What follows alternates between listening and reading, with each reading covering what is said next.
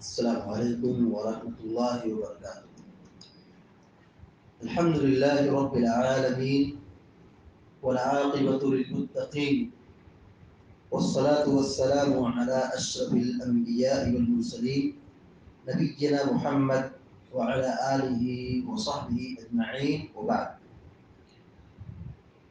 فعن عائشة رضي الله تعالى عنها زوج النبي صلى الله عليه وسلم أن النبي صلى الله عليه وسلم كان يعتكف الأشهر الأواخر من رمضان حتى توفاه الله ثم اعتكف أزواجه من بعد.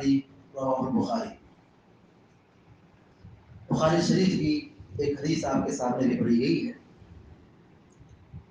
ام المومنین حضرت عائشہ صدیقہ رضی اللہ تعالی عنہا جو کہ اللہ کے نبی علیہ السلام کی پیاری بیوی ہے، وہ نبی کریم صلی اللہ علیہ وسلم کے حوالے سے بیان کرتی ہیں کہ اللہ کے رسول صلی اللہ علیہ وسلم رمضان کے آخری عشرے کا اعتکاف کرتے تھے.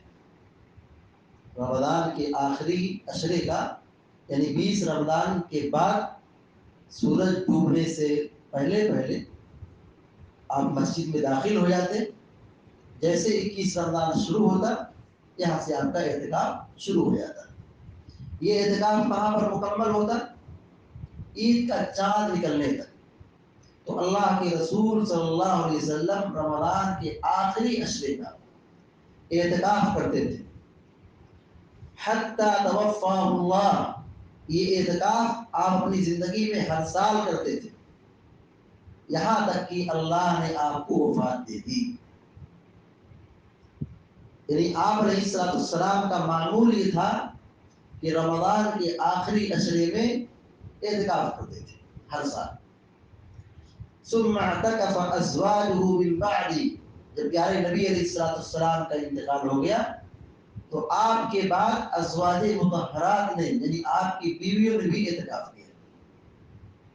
اعتکاف ایک بہت عظیم عبادت ہے. اعتکاف ہم کبھی بھی کر سکتے ہیں، 1 دن کا، 2 دن کا، 3 دن کا، ہم کبھی بھی اعتکاف کر سکتے ہیں اور کہیں بھی اعتکاف کر سکتے ہیں، مطلب مسجد میں، کسی بھی مسجد میں. اللہ کے نبی علیہ السلام شروع زمانے میں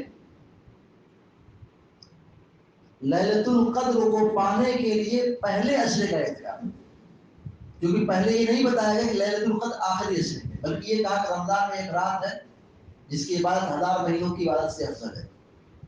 تو آپ نے لیلۃ القدر کو پانے کے لیے پہلے عشرے کا اعتکاف کیا، نہیں ہوئی. دوسرے عشرے کا اعتکاف کیا، پھر بھی نہیں. پھر بتایا گیا کہ آخری عشرے کی راتوں میں سے کسی ایک رات. اللہ کے نبی علیہ السلام ہر سال اعتکاف کرتے تھے، مسجد میں 10 روز تک قیام کرتے تھے، اللہ کی خوب عبادت کرتے تھے، شب قدر کی تلاش کرتے تھے. اصل اعتکاف کی مشروعیت اسی لیلۃ القدر کی بنیاد پر ہے، کیونکہ جو شخص 10 راتوں میں جاگے گا وہ حتمی طور پر، یقینی طور پر شب قدر کو پا لیتا ہے. اعتکاف کا مطلب صرف یہ نہیں کہ آدمی صرف مسجد میں آ کے بیٹھ جائے اور سوئے، یہ مقصد نہیں ہے. مقصد اس کا یہ ہے کہ آدمی شب قدر کو تلاش کرے، 10 راتوں میں قیام کرے، شب قدر کی تلاش کرے. ایک مرتبہ اللہ کے نبی علیہ السلام نے اعتکاف کیا، دیکھا کہ بہت ساری عورتوں نے اعتکاف کر دیا، مسجد پورا خیمے سے بھر گیا. اللہ کے نبی علیہ السلام نے اس سال اعتکاف چھوڑ دیا، اس سال اعتکاف کرنا چھوڑ دیا، مسجد سے نکل گئے. اور اللہ کے نبی علیہ السلام نے شوال کے مہینے میں 10 دن کا اعتکاف کیا. رمضان میں تو اعتکاف چھوڑ دیا، شوال کے مہینے میں آپ نے 10 دن کا اعتکاف کیا.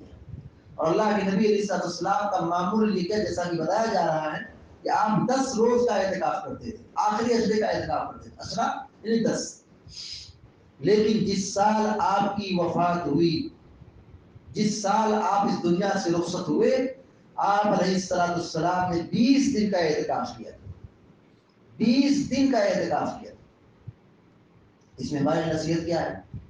اس میں ہماری نصیحت یہ ہے کہ جیسے جیسے آدمی اپنی موت کے قریب ہو اس کو عبادت زیادہ کرنی چاہیے، اس کو نیکیاں زیادہ کرنا چاہیے. پیچھے نہیں رہنا چاہیے. پیارے نبی علیہ السلام ہر رمضان میں جبریل کو ایک مرتبہ مکمل قرآن سناتے تھے، لیکن جس سال آپ کی وفات ہوئی آپ نے 2 مرتبہ قرآن کا دور کیا، 2 مرتبہ مکمل قرآن سنایا. اس میں نصیحت یہی ہے کہ جب آدمی اپنی موت سے قریب ہو تو اسے چاہیے کہ وہ خوب زیادہ نیکیاں کرے، اچھے اعمال کرے، گناہوں اور برے اعمال سے اپنے آپ کو دوری رکھے. اللہ کے نبی علیہ السلام 10 روز کا اعتکاف کرتے تھے آخری عشرے میں. جب آپ کا انتقال ہو گیا تو ازواج مطہرات نے اعتکاف کیا. اس میں ایک نصیحت یہ بھی ہے کہ مردوں کو اعتکاف مشروع ہے، ایسے عورتیں بھی اعتکاف کر سکتی ہیں. اعتکاف کرنے کی جگہ مسجد ہے. وَلَا تُبَاشِرُوهُنَّ وَأَنْتُمْ عَاكِفُونَ فِي الْمَسَاجِدِ. قرآن کریم میں اللہ رب العالمین نے اعتکاف کے سیاق و سباق میں مسجد جگہ بتائی ہے کہ اعتکاف کی جگہ مسجد ہے. مسجد کے علاوہ گھروں میں اعتکاف جائز نہیں ہے. ہمارے بہت ساری خواتین گھروں میں اعتکاف کرتی ہیں، گھروں میں اعتکاف جائز نہیں. مسجد میں اعتکاف ہونا ضروری ہے، مسجد میں اعتکاف ہوتا ہے. گھروں میں اعتکاف کا اسلام میں کوئی تصور نہیں ہے.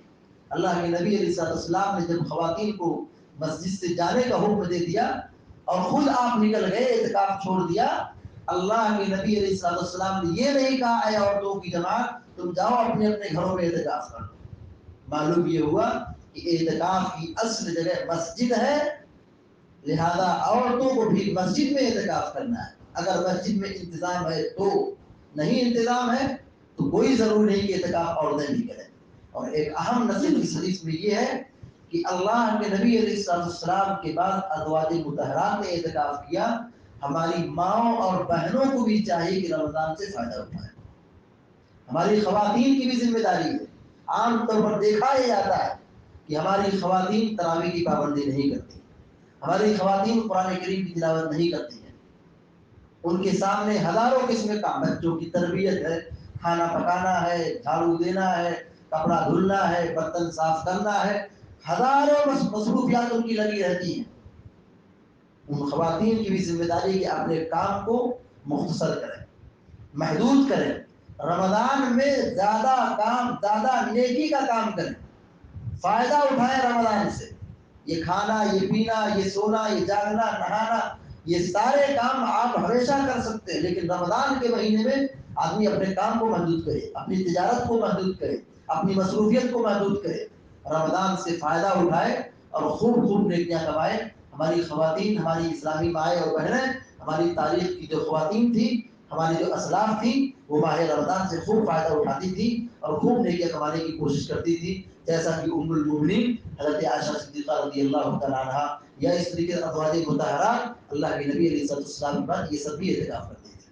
دعا ہے رب العالمین سے اللہ تبارک و تعالیٰ ہم کو، آپ کو، سارے مسلمانوں کو نیک عمل کرنے کی توفیق عطا فرمائے.